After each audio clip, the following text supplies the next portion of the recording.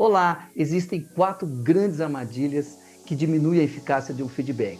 Se você quer saber quais são essas armadilhas e como evitá-las, fica comigo nesse vídeo até o final que eu vou te dar dicas importantíssimas sobre como você pode melhorar o seu feedback.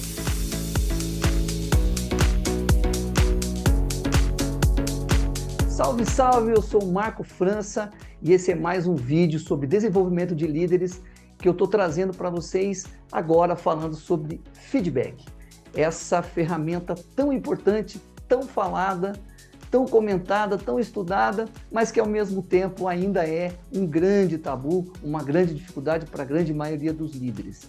E basicamente nós temos um ponto fundamental que acaba sendo o limitador de todos os feedbacks que acontecem: a geração de respostas de defesa. A forma como a gente fala, a maneira como a gente se coloca, as palavras usadas acabam gerando mecanismos de defesa do outro lado que vão impedir que você efetivamente consiga ter o resultado que você precisa. E por que é tão importante assim para um líder saber dar um bom feedback? Feedback é uma ferramenta fundamental. Eu até poderia dizer que a relação entre uma boa liderança e um bom feedback, elas estão muito conectadas. É só você pensar aí com você mesmo, nos líderes que você já teve, aqueles que marcaram a sua vida. Pense bem se esse líder não tinha um feedback bem apurado, um feedback que trazia, mesmo sendo duro, mesmo em alguns momentos fazendo críticas construtivas, mas feedbacks que tornavam você um profissional melhor. Mas antes de entrar nas 4 armadilhas, eu gostaria de falar para vocês sobre o que é efetivamente feedback, fazer uma pequena introdução sobre o que é efetivamente feedback, porque existe muita confusão. E aí eu vou compartilhar minha tela aqui com vocês para falar sobre isso, porque a gente escuta muito, né, nos meus projetos aí de desenvolvimento de líderes, de coaching, mentoria executiva, eu canso de ouvir a palavra feedback sendo mal usada.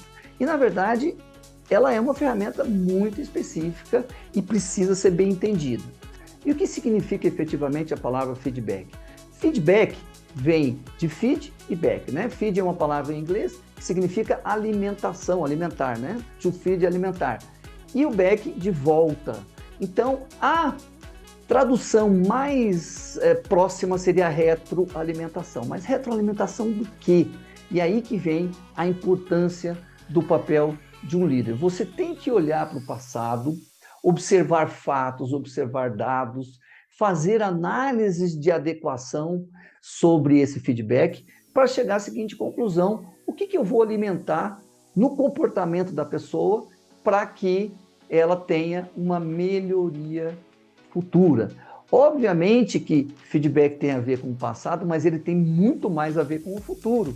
Inclusive, se utiliza muito a palavra feed forward, não só feedback, feedback com feed forward. Por quê? Porque o objetivo principal é alimentar para o futuro, para uma melhoria do comportamento diante daquilo que a empresa busca, diante daquilo que a empresa está querendo, daquilo que o líder imagina que é melhor para a sua cultura organizacional, para o seu time, para a forma como o líder se coloca. Então, tudo isso faz parte de um bom feedback. É importantíssimo ter essa análise de adequação dos fatos e dos dados e fatos obtidos no passado. Essa é a construção do feedback e ela é muito importante porque ela é baseada no comportamento da pessoa e não num achismo. Tem que tomar muito cuidado, muitos líderes confundem feedback com a sua opinião, mas não é só a sua opinião, é a sua opinião baseada no contexto geral da empresa, no contexto geral do time, daquilo que você precisa. Portanto, feedback tem a ver com uma conversa, uma forma de comunicação, mas construída em formato de desenvolvimento, em formato de melhoria. É exatamente esse o ponto-chave do feedback que precisa ser entendido para não se cair nas armadilhas. Porque essas armadilhas que nós vamos falar a partir de agora têm a ver com a geração de respostas de defesa do outro lado.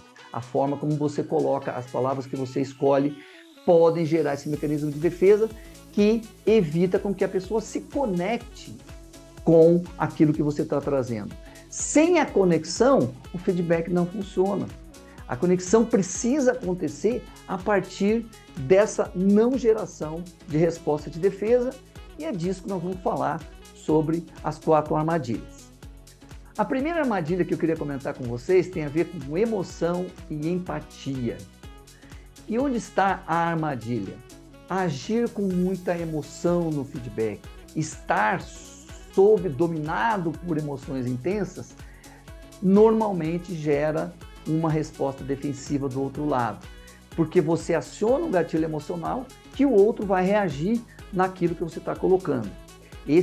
O ponto ele é muito comum, né? A questão emocional, porque eu levo isso para o feedback, e também a falta de empatia. Ou seja, eu vou para o feedback sem me preocupar com o outro, eu vou para o feedback sem pensar no que o outro está pensando, e eu vou simplesmente com a minha própria opinião. Então, como se livrar dessa primeira armadilha?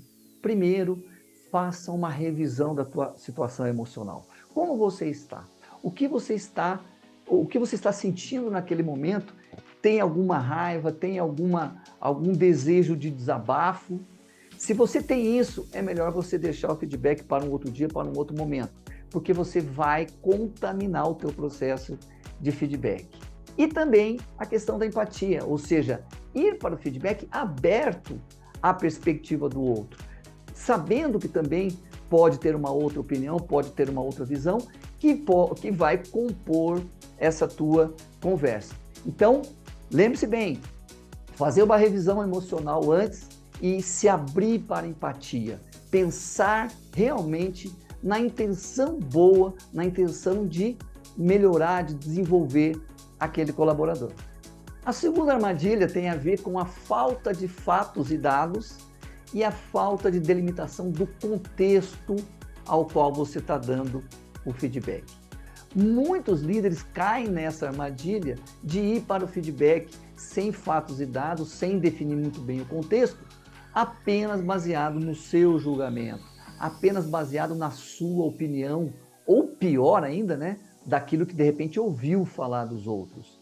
Isso é algo que tem um poder enorme de gerar respostas de defesa. Porque se eu chego com um julgamento, se eu chego falando para o colaborador que ele foi relapso, que ele foi irresponsável, eu estou rotulando as pessoas, eu estou dando já uma dimensão de rótulo para aquele colaborador. É exatamente nesse ponto que eu gero uma resposta defensiva. Então, essa armadilha precisa ser evitada a todo custo. De que maneira? Qual é o antídoto para essa segunda armadilha? Trazer fatos e dados e definir o contexto da forma mais isenta possível. Narrar a situação. Por exemplo, fulano, eu percebi que você levantou a voz num determinado momento da reunião e isso gerou um impacto nas pessoas. Você não está dizendo que ele foi agressivo, você não está dizendo que ele foi grosseiro, você está dizendo que ele levantou a voz. Esse é um fato, essa é uma situação. E testa com o colaborador para ver se ele entendeu o contexto do qual você está falando. Essa forma de atuar, ela precisa necessariamente de que o líder tenha fatos, tenha dados, observe fatos, observe dados, saiba definir o contexto. Definir bem o contexto da situação significa apontar o que aconteceu. Simplesmente isso, sem julgamento e sem uso de rótulos. A terceira grande armadilha é não utilizar os impactos do comportamento. É se apoiar apenas na perspectiva do líder, apenas na visão de como ele está vendo as coisas e não ampliar o espectro de visão para que o colaborador possa entender o quanto ele está sendo impactado, ou a carreira dele, ou o trabalho dele, ou a visão das pessoas sobre ele está sendo impactada com aquele comportamento.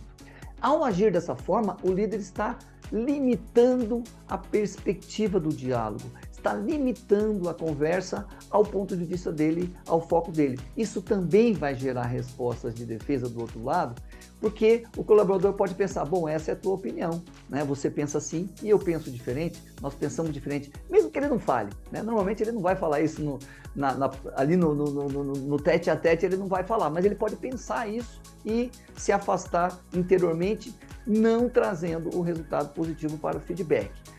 Como lidar com essa armadilha também tem a ver com a ampliação da visão em relação aos impactos que aquele comportamento tem. E de preferência, você usa impactos que não se refere a você, e sim ao próprio colaborador. Por exemplo, naquele caso do colaborador que levantou a voz na reunião, qual o impacto que isso pode gerar? Olha, à medida que você teve aquele comportamento, pode gerar um impacto no grupo em relação a você. Alguma rejeição, algum tipo de indisposição com relação à tua presença. Então você está falando do impacto que vai acontecer para ele. Se foi, por exemplo, uma quantidade excessiva de erros, vamos dizer, ao invés de dizer, olha, eu não gostaria que você errasse tanto, fulano, a partir do momento que você tem essa quantidade de erros que eu te falei aí, esses dados e fatos dessa situação que eu te falei aí, a partir do momento que você tem essa quantidade de erros, você limita o crescimento da tua carreira. Porque não sou só eu, qualquer líder em qualquer empresa tem dificuldade de trabalhar com pessoas que erram demais, porque o trabalho da pessoa não se torna confiável. Então você está falando do impacto para a carreira da pessoa, um impacto que é mais amplo do que simplesmente a tua opinião. Quando você liga o contexto a um impacto para ele, você está fazendo uma ligação entre o comportamento dele e impacto para ele. E você sai da frente, você deixa de colocar a sua opinião, de você colocar. Isso reduz em muito, mas reduz muito mesmo, a possibilidade de defesa do outro lado, porque ele passa a enxergar que você está trazendo uma informação para ele que é importante para ele. Principalmente se aquele impacto for um impacto negativo, um impacto que ele concorde que ele não quer. É exatamente esse ponto que o feedback precisa chegar. Amarrar contexto, fatos e dados com o impacto para o colaborador. Essa é uma grande chave de um bom feedback.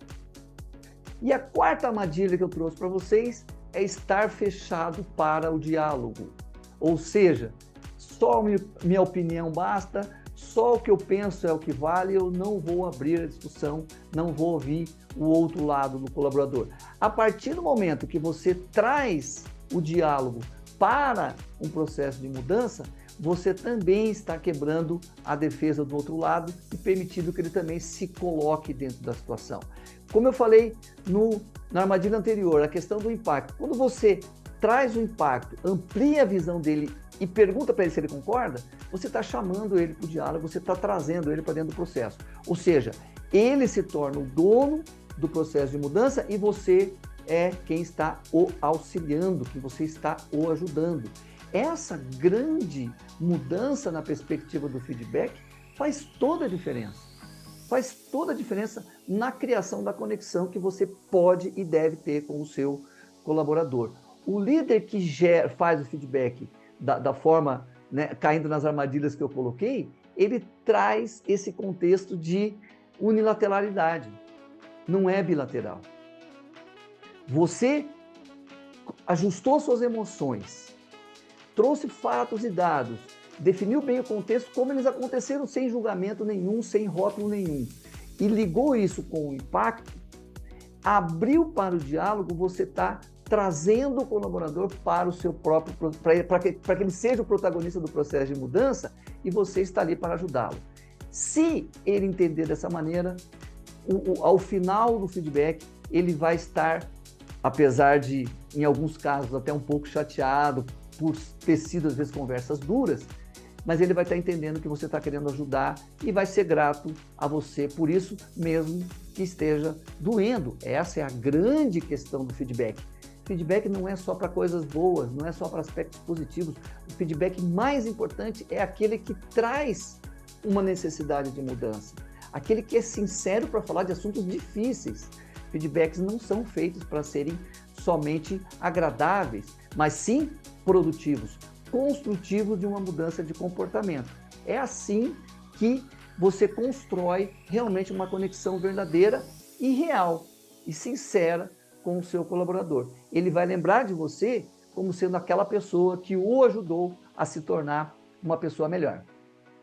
Muito obrigado para você que ficou até o final desse vídeo. Se você gostou do conteúdo, se ele foi importante para você, gostaria de contar com o seu like, a sua inscrição para novos vídeos, assim que eu for postando, e de preferência também que você possa compartilhar esse vídeo com pessoas que você acha que terão utilidade. E nos vemos no próximo vídeo.